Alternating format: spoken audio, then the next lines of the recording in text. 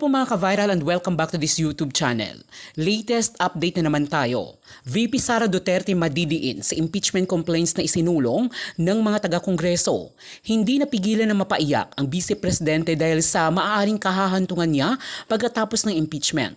Mabibigat ng mga ebidensya laban sa kanya ang hawak ngayon ng mga kongresista na maaaring magpapatalsik sa kanya sa pwesto at maaari niyang ikakulong. Sa ngayon ay nadagdagan pa ang mga kongresista na pumirma para isulong ang impeachment laban sa kanya. Mahigit 240 kongresista ang bumoto ng yes upang ipa-impeach ang Vice Presidente.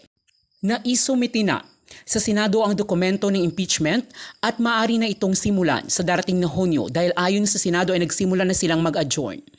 Nakasaad sa dokumento ang 6 na mga dahilan na nag-udyok sa mga miyembro ng Kamara upang isulong ang impeachment complaint. Una na dahilan ay ang pahayag ni VP Sara Duterte kamakailan lamang na pagbabanta kay PBBM, Liza Marcos at House Speaker Martin Romualdez. Hindi maipaliwanag na 612.5 million pesos na confidential funds, bribery at corruption sa Department of Education nung ito'y DepEd Secretary pa ito. Nakatipon ng sapat na ebidensya ang mga mambabatas kaya tuluyang na-impeach si VP Sara Duterte sa Kongreso. Samantala ay naglabas naman ng official statements si VP Sara Duterte noong nakaraang araw hinggil sa naging desisyon ng Kamara laban sa kanya. Aniya, mas masakit pa di umano ang mapa-impeach kesa makipag-break up sa kasintahan. Dagdag pa niya, God bless the Philippines. At inaasahan di umano niya ang kapangyarihan ng taong bayan na sumusuporta sa kanya na siyang pinakamakapangyarihan sa lahat.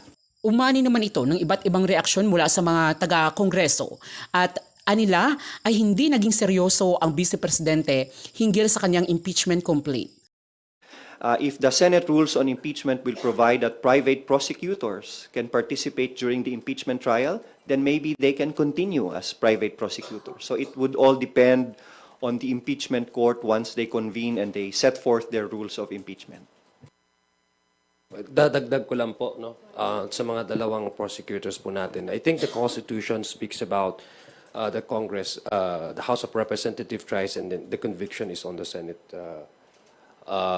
mandate po, according to Constitution. But sa pagkakaalam ko po, the process of the impeachment is it's not really tied up with particular members sitting in a particular Congresses. That's why it's very, kumbaga kung titingnan niyo po sa Constitution, it's the Congress. So meaning to say, it's the institution that tries and convicts. Number two, as far as the impeachment or the Senate convening into an impeachment court, tama nga po yung sinabi po ni Kong Noy at saka ni Kong Rog. That would depend on the rules that they would adopt. Because since magko-convene po sila sa impeachment court, nakita po natin during the time of former President Estrada and former Chief Justice Corona, they have adopted their own rules. So maybe that's the reason why Senator SP, Jesus Escudero, is trying to convey to the public that they're preparing because they need to adopt first yung kanilang rules. Para sa amin po dito sa House of Representatives, we really respect the position of the Senate. As para naman po sa amin dito sa House of Representatives, we have established yung constitutional mandate po dahil may 30 complaints na binigay po sa atin dito. Pangalawa, yung urgency po ng complaint na ito. As long as we did our job and we have shown to the people that indeed the issue on impeachment complaints that were transmitted or that was endorsed to us, yung 3 complaint, were given primacy in credence and were given also their due value. So yun po yung ginawa natin dito. Pinakita lang po natin na when it comes to issue of impeachment, the dictation of the Constitution is of top priority of the legislators here in the 19th Congress. In addition lang po, Ma'am Tina, in addition also to the answer of Kong Noy in relation to the preparations of the House, as we mentioned, the House will not shy away from its constitutional duty. Verily, we have already initiated the impeachment complaint as mandated by the Constitution. And in addition to that, we will not shy away from the preparations too. As we speak, the House leadership is already preparing the impeachment secretariat. So we will be prepared if ever the Senate does indeed interpret that they could proceed with trial as early as March. We will be ready. If they decide that it will continue after June 2, we'll be even more ready. So yun na po siguro. Sir, follow-up ko lang po yung impeachment secretariat. Who will compose that and what will their duties be? To answer that po, no, it's still not clear. Of course, it's been a while, but the impeachment secretariat will cater to all the needs that the House would have in relation to the sui generis proceedings. So anything, I think it would be from the top down regarding logistics, regarding support. It should be separate from the legislative function of the House. So that's all that we could say po siguro at this moment. Thank you po, sirs. Thank you, Tina. Let us move on to the next question from Net25, Big Sumintak.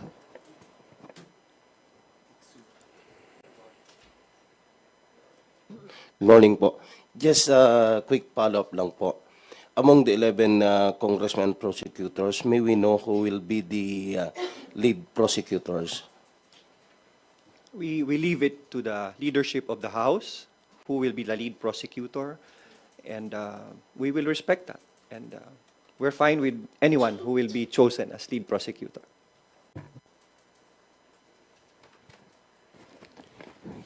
Thank you, Vic. Bibian Gulia from ABS-CBN. Good morning, Kongs. Tama po ba yung intindi ko sa mga answers ninyo kanina? Okay lang po sa inyo na June na mag-start after the elections yung trial. There's no call to hold the trial during the break? Since the Constitution provides that trial shall proceed forthwith, if we interpret forthwith, dapat po sana as soon as possible yon. But since the Senate is an independent body, and we respect their independence, being a bicameral legislature, we will leave that to the interpretation of the Senate. I will refuse to comment on how they should act because they will be judges in this impeachment trial. And we accord them with the utmost respect and that they should act with utmost impartiality without any influence from the prosecution or from the respondent or the defendant. So, sana po maagapan ang pagsimula kasi the sooner that the evidence can be laid down, the sooner that due process can be exercised, the sooner can the issues pending before us can be resolved. So, sige po, sana po maagahan dahil handa naman ang prosecution team. But, sir, so as you mentioned, it's written in the Constitution that trial should proceed forthwith. But can you point us to a specific rule lang po or part of the Constitution where it states that the Senate can hold the trial even when Congress is on break po? When you say forthwith, hindi nakasabi doon kung saan sa Constitution na pwede may break. Every year before session opens, every legislative Congress, kunyari 19th Congress, the Senate Secretariat and House Secretariat together with the duly elected Speaker, inuupuan muna nila yung legislative calendar for that year.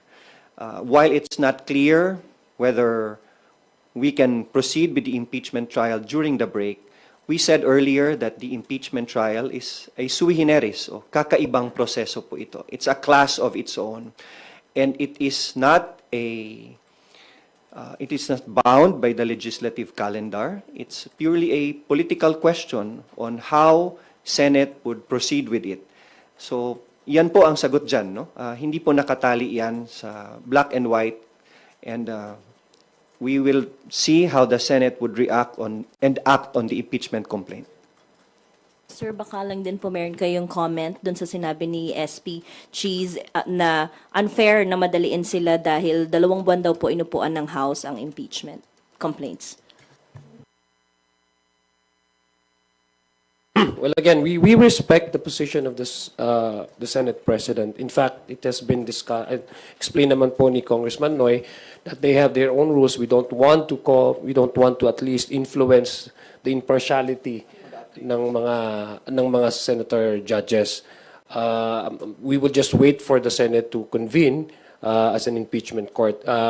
Sa amin po, as long as we have already relayed and we have displayed the urgency and the priority that we have established that these impeachment complaints should be given primacy and should given priority, it's up to the court, no, the impeachment court, the Senate. When will they convene as a impeachment court? So yun lang po yung amin. There's no prescriptive time naman po, prescriptive time na sinabi po sa Constitution that once it is filed, once it is transmitted to the Senate is bound to, for example, a certain number of days to convene as an impeachment court. So it's up to how the Senate will define and will act on the wordings of the Constitution na sinasabi po shall act forthwith. As far as we are concerned, we take that as immediate and urgent. Okay. Sir, doon naman sa mga prosecutors, paano po yung hatian, division of labor doon sa 7 articles of impeachment? Sinong congressman ang mag-handle ng specific articles po? As of the moment po, wala pa pong assignments po of which prosecutor will be handling which articles. I think this is something to be discussed further down as we form the full impeachment secretariat po. Your reaction din, sir, na parang yung mga ibang mga kamag-anak ng ibang senador ay hindi po pumirma doon sa impeachment complaints. Parang doon sa mga kamag-anak, 3 lang po yung pumirma. But most of them hindi po pumirma doon sa complaints.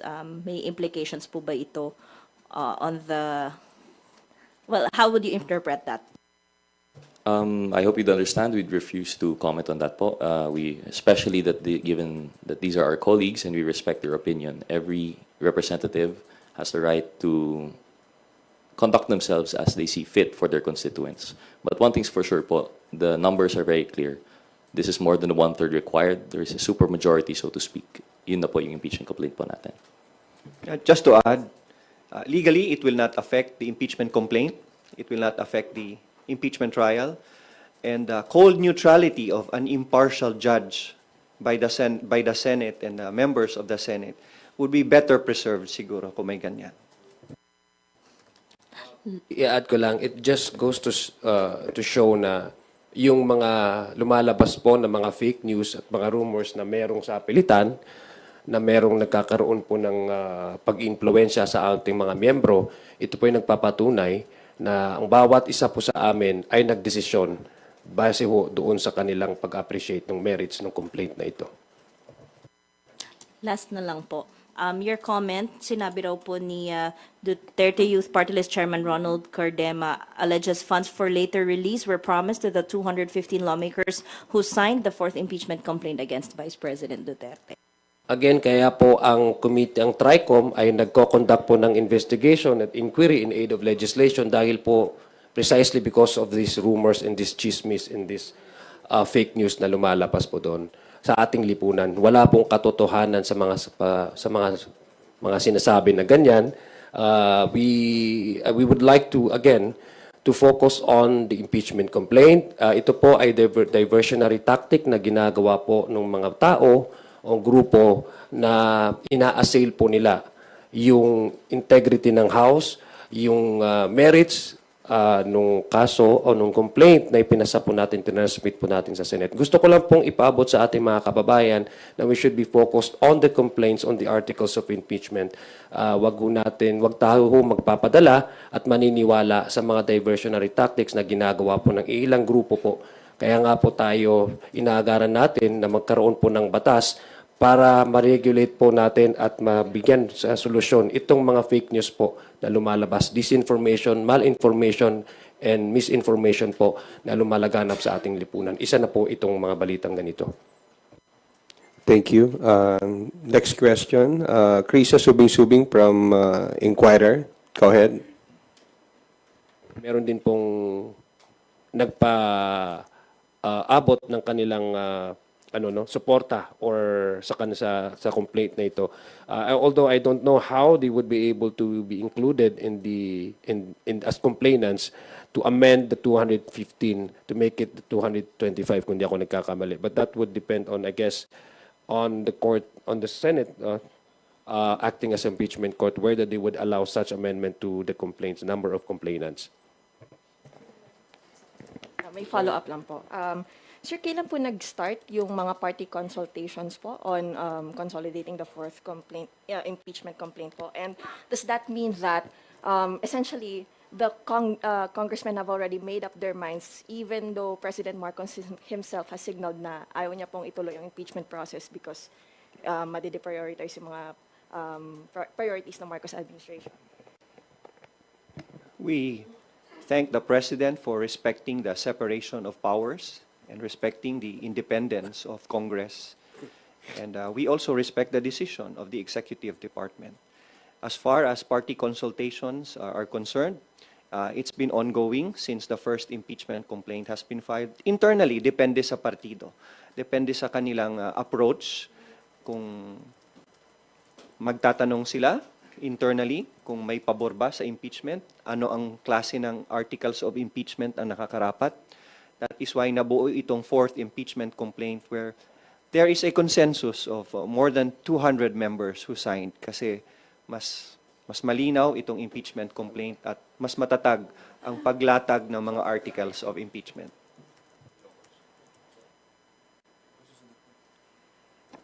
Thank you, Krisha. Next question from Billy Vegas of Abante Politico. Kung may mga kumakalat sa social media, may kapalit daw na ayuda yung pagpirma niyo sa impeachment. Well, as we mentioned po earlier, no, that's why we held this press conference because we understand with the events of yesterday, a lot of misinformation and disinformation will be spreading around. Categorically, we're going to, I don't know, it actually dignifies this answer, but we're going to have to categorically deny such allegations in the same way deny yung allegations po from the chairman ba yun, na may FLR. This was an independent action. We believe that's done faithfully and truthfully by each member, that they signified their intention and support of the impeachment complaint based on the merits of the case and nothing more. Yun lang po siguro. Just to add to that, no, ito po ay nagsimula na po ang smear campaign sa prosesong ito. Actually, ako personally, I actually expect that a lot of misinformation and fake news will be coming out, no, after the filing of the complaint, no. So ang gusto ko lang pong i-reiterate at panawagan sa ating mga kababayan, wag ho tayong madadala sa ganitong klaseng fake news. Kasi ito po ay paraan para ilihis kung ano po yung talagang merits nitong prosesong ito. Yung mga complaint po, meron pong betrayal of public trust, meron pong mismanagement and yung utilization ng pondo ng bayan, meron pong issue dito na whether as highest or second highest official of the land would be allowed to contract an assassin to kill a sitting president, the Speaker of the House, and the First Lady. Yun po yung mga nandoon sa articles of impeachment. So gusto ko lang pong ipanawagan sa ating mga kababayan. Kung meron po tayong nababalitaan ganito, ito po ay mga diversionary tactics. Ililihis po nila yung attention natin doon po sa proseso and at the same time to smear, to degrade, and to put question in our mind na ito pong prosesong ito ay hindi tama. Yun po ang gusto nilang ma-achieve sa mga ganitong fake news at misinformation na lumalabas. Kung I understand kung babanatan kayo ng mga critics, kaya lang meron kasing post dito si Congressman Lord Suwan. Ang sabi niya, to my supporters, I know you stand with me. Rest assured the ayuda is coming. Well, yes, kanina pong umaga nakausap po namin si Congressman Lord Dansuan. Unang-una po, dinideny po niya categorically na hindi po yan totoo. Isa po yan sa paraan na sinasabi ko nga mga fake news. In fact, I would personally expect na meron pong lalabas din na mga balita tungkol sa akin. So ito po, sabi ko nga po, simula po nung nagkaroon tayo ng impeachment process, unti-unti pong lumalabas ito na pinipreempt nila po yung magiging resulta nito at dinilihis po nila yung atensyon ng ating taong bayan. I would personally say that Congressman Lord Dansuan is one of the most decent members of the House of Representatives. Hindi po niya ugali na kung basta-basta lang siya maglalabas ng ganong klaseng informasyon na alam naman po niya na po pwedeng makasira sa kanya. Number two, wala pong katotohanan yan, yung mga ganyang balita, na meron pong ayuda na kapalit. Ito po ay isang constitutional obligation na binigay po sa amin ng Constitution.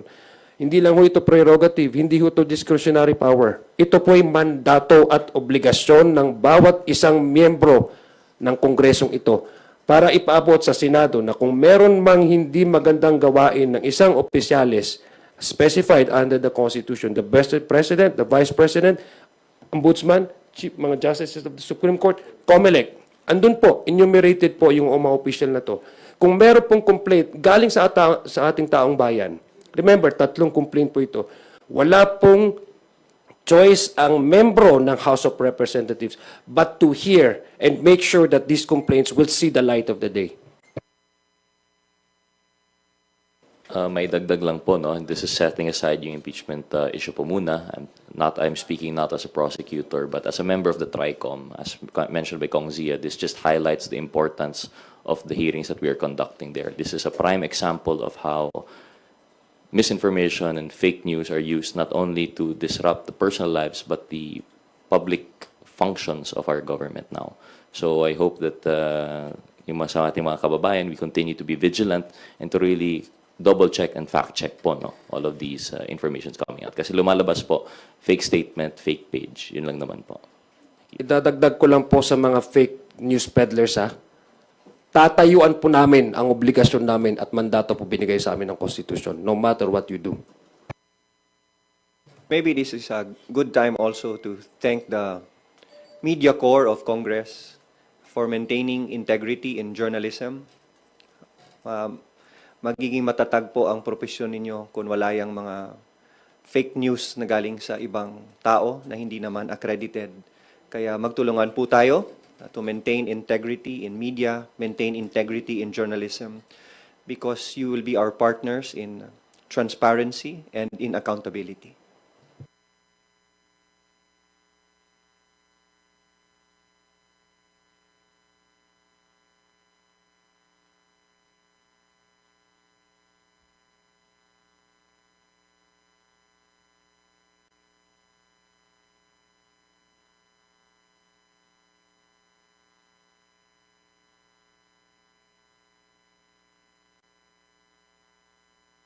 Again, gusto lang ho namin balikan yung sinabi po ni Congressman Noy Defensor, no. We respect the timeline of the Senate. We respect their decision when they will convert the institution into impeachment court. But we also expect these senator judges to be impartial. Likewise, I just echo the statement of Kong Zia that we trust and believe in our center judges, and that we trust that they would maintain that cold neutrality that would be required to properly and faithfully dispense with their functions as senator judges po. Thank you. Rosalie Cas from UNTV, you're recognized. Good morning, Kongs. Magduel lang po ako dun sa timing. Bakit po itiniming yung pong endorsement ng more than 1/3 ng House members ng 4th impeachment complaint? At ito nga po yung sinasabi ni SP Cheese na hindi pwede sa kanilang isisi yung pag-aksyon sa impeachment complaint dahil last session day nyo po in-endorse yun pong 4th impeachment complaint. As one of the prosecutors, I won't point fingers to anyone. Na-transmit na namin sa Senado at we won't put pressure on the senator judges, and we won't put pressure on the Senate to convene as an impeachment court. It's just that the Constitution provides for the trial shall proceed forthwith. And ganun lang po, kasimple para sa amin as part of the prosecution. And that's what's stated in the Constitution, and we're not saying na minamadali namin sila. So, ibig sabihin po, wala rin kayong anumang plano to compel the Senate, for example, maghain ng mandamo sa SC? I have no idea of that move on the part of the House of Representatives. At personally, kahit ako, hindi ko gagawin yon to force the Senate. Rog, do you want to say something? Well, no, I only have to agree. This is we can't speak for everyone, but I think everyone would agree. This is something that we will absolutely not do. We respect the Senate. Although we have the constitutional mandate to initiate the impeachment, the trial itself is a mandate of the Senate, and we respect that. And we look forward to the release of the rules po and how they will go about it. Another question po. Total nababanggit nyo naman rin po yung diversionary tactics, pero one of your colleagues, si Representative Ungab, said diversion daw po from the real issue, the 2025 budget controversies, yung impeachment versus VP Duterte. Ano po yung take nyo dito? And sabi niya rin po ay futile exercise na raw po dahil when Congress resumes on June 2, 6 session days na lang po ang meron at sinediya na po on June 13.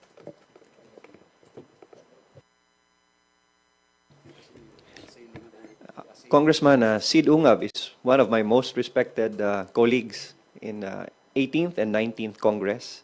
This is not a diversionary tactic to avoid any issue. We continue to urge those who want to investigate other matters regarding Congress and the budget. In fact, there are pending cases before the Supreme Court regarding the constitutionality of the budget. We are doing our constitutional mandate to act on the impeachment complaints.